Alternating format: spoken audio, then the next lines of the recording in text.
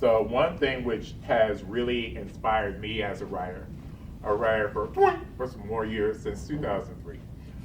One of the testimony, a lot of you have heard of him because I taught in the classroom, and before, well, I was teaching in the classroom at this time, but when he was a student at the University of Maryland, Jason Reynolds, who is definitely a very popular young adult fiction writer, has called this a life-affirming masterpiece. So Dr. Tony T. Jr., this is a memoir-in-verse. He has another book coming out in 2025. So I'm just going to read a section from this, which he's writing memoir, and he writes it in poetry. So this is a very short segment, but this should be digestible. And I'm just opening it to a particular page so you can hear a little bit of his writing.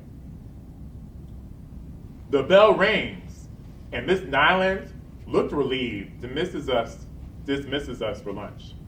I, too, have taken a deep sigh of relief because I avoid the boogeyman for now.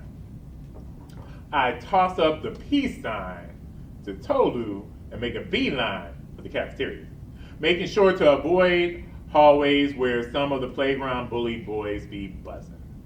I don't see it in the hallway, but just in case, I've got a poem I wrote in Miss Nyland's class last week, tucked in my backpack, armed and ready. She was busy spewing all her blah, blah, blahs and womp, womp, womps. Felt like time was moving slower than a few seconds before the snail sneezes.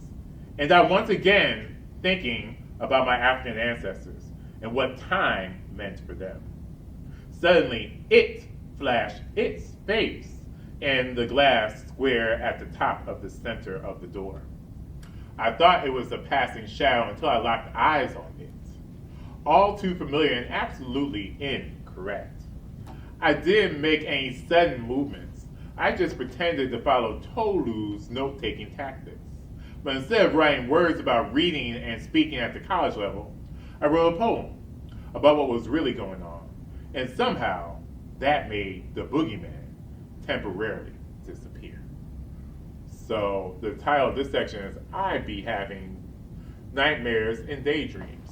So, this very talented poet who, and still, if you get a chance, he's in the DC, Maryland region. He does a lot of book talks. So he's been traveling the country. You can follow him.